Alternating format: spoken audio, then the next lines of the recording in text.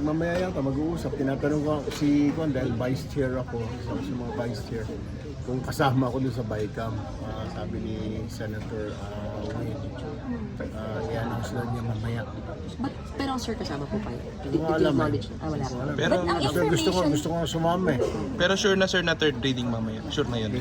But ang information sir ay tuloy naman yung open na BICAM, yung ila-livestream na yung BICAM. Oo. Ang problema, may mga kumukontra.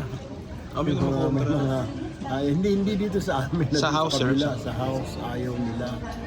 Saka sabi nga ni Senator Soto, mukhang nagkaroon sila ng diskusyon eh. Kasi sabi, ba't pinakialaman? Parang gano'n. Bakit biglang slash. Magko-focus kayo mga sir? Yes. Ano? Not caucus, pero I believe may session kami mamaya. Siguro informal lang dun sa lounge namin. All members yan sir. Hindi naman inimbita lahat, pero usually sumisipot naman natin. But kayo personally sir, ang pinupush nyo din talaga ay magka-livestream yung BICAM. Of course, di ba bakit?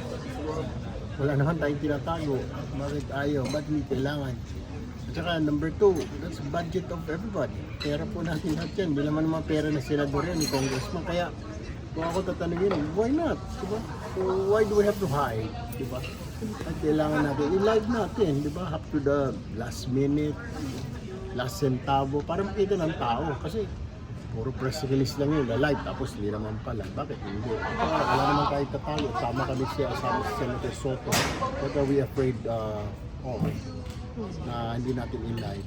Kailangan makialam din yung tao. Kasi lalo na ngayon, talagang questionable itong budget. Duda yung mga tao. So, sir, This kung is the may, only way to pacify them na hindi, ito yung budget natin. sir, kung may house for example, kailangan manindigan na ituloy yung livestream. Yeah, I mean, yung nasasabi ko lang dyan, bakit hindi kailan i-live? Are we hiding something? Tama na siguro, bugbog na tayo eh. Pakinggan na rin natin siguro yung gusto ng taong bayan. Because after all, they elected us. Doon sa mga kasamahan ko sa Congress, these people elected us. They elected you. Hindi naman we elected ourselves, di ba? Alang-alang na lang sa mga representatives nyo sa district, di ba? Kaya tayo mga senador, these people elected us. So we owe it to them.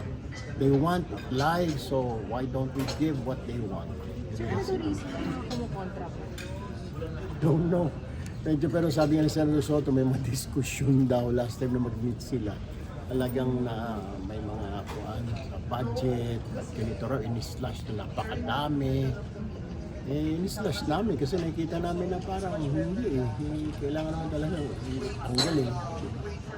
At saka galit na yung taong bayan din. Makaangka-angka pa dyan. So you have to do something. Sir, salamat. Thank you, Salamat, sir. sir.